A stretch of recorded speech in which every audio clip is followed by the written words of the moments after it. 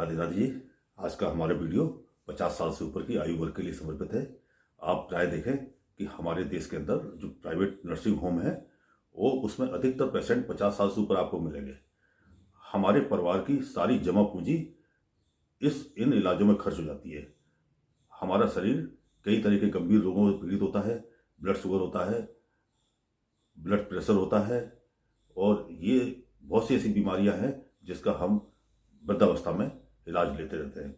और अगर हम नियमित रूप में कुछ ऐसे आसन जो एक आयु वर्ग के बाद हमें करना चाहिए वो आसन और प्राणायाम के बाद कुछ त्राटक और हठ योग करने से हमारा जो आने वाला जो वृद्धावस्था है और प्रौढ़ अवस्था है वो बड़े अच्छे से व्यतीत होती है और हम बीमारियों से बचे रहते हैं।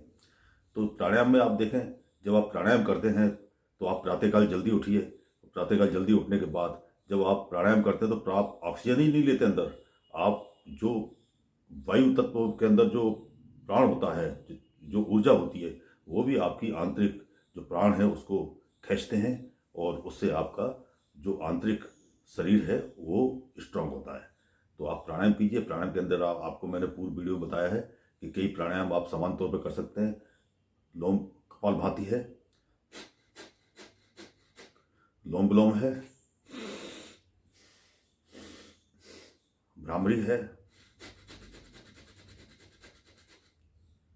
बंध है 3, उड़ियान बंध, जलंधर बंध, मूल बंध, और जब एक साथ ये तीनों लगते हैं तो ये महाबंध होते हैं।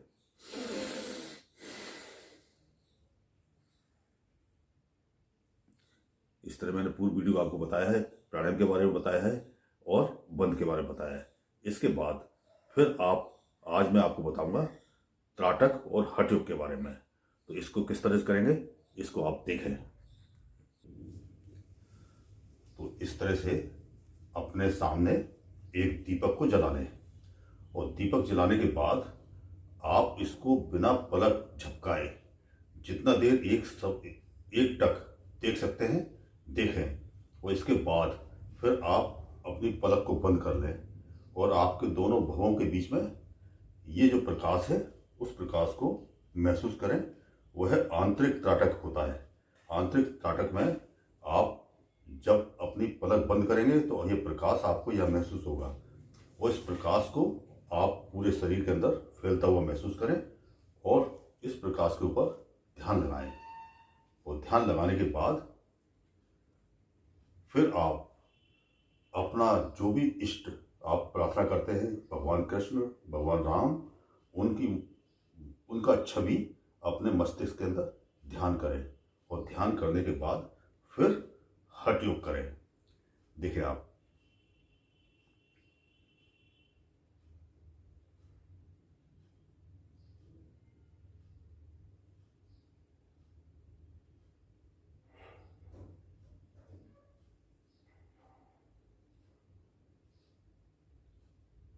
बिना पलक झपकाए आंखें पलक बंद कर ली है और बंद करने के बाद ये प्रकाश अपने आज्ञा चक्र के ऊपर महसूस किया है और इसके बाद ये प्रकाश पूरे शरीर के अंदर फैलता हुआ महसूस हो रहा है।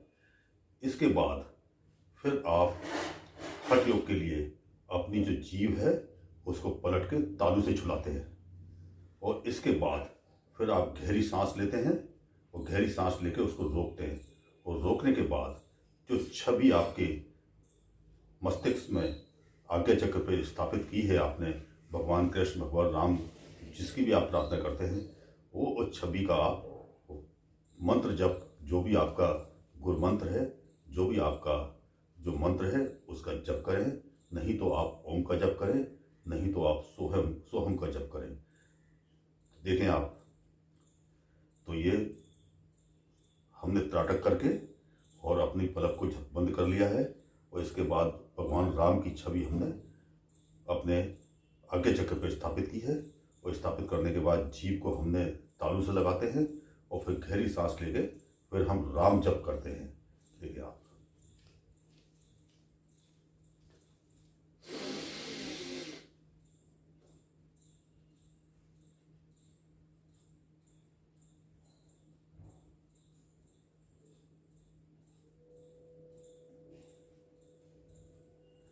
चेहरे पे आपके प्रसन्नता रहनी चाहिए। तो हमने हठ योग में अपनी जीभ को तालू पे लगाया और सांस को रोक दिया, और रोकने के बाद जितनी देर रोक सकते हैं उतनी देर हमने जो हमारे छवि हमारी आज्ञा चक्र पे स्थापित है, हमने उनका ध्यान करते हुए उनके नाम का जप किया। तो ये हठ योग आप इसको बार बार करें।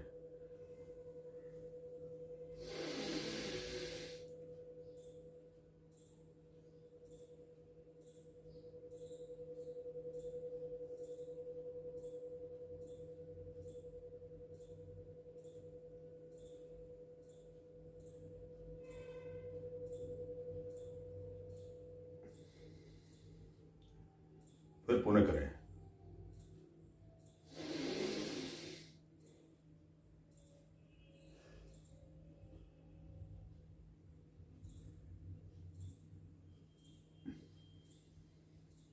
तो जीभ जब हम तालू से लगाते हैं, ये खेचड़ी मुद्रा बोलते हैं। खेचर का मतलब होता है आकाश में विचरण करने वाला। तो हमारा जो ध्यान है, हमारा जो मस्तिष्क है, वो सारी सांसारिक परेशानियों से मुक्त होकर, और संसार के अंदर जो भी हमारे ब्रेन के अंदर जो वातावरण से जो विचार आते हैं वो भी लॉक हो जाते हैं जब हम श्वास को रोक लेते हैं। तो हम सहज के अंदर अपने इष्ट के प्रति ध्यान लगाते हैं, उनका जप करते हैं। तो आप पाएंगे कि इस प्राणायाम, इस त्राटक, इस हठ योग से आपके अंदर आपका जो शारीरिक बल है और शारीरिक शक्ति है, ऊर्जा है, वो बहुत ही मजबूत होती है, और आप वृद्धावस्था के अंदर अनेक प्रकार की बीमारियों से बचकर स्वस्थ रहते हैं। मैं भी 60+ हूँ और मैं इस चीज़ को महसूस करता हूँ। तो मैं आपको बता रहा हूँ, आप इस क्रियाओं को करें। योग की ये बहुत महान क्रियाएं हैं, और जो योग के अंदर जो प्राणायाम है, ये 50 वर्ष से आयु के वर्ग के लिए बहुत आवश्यक है।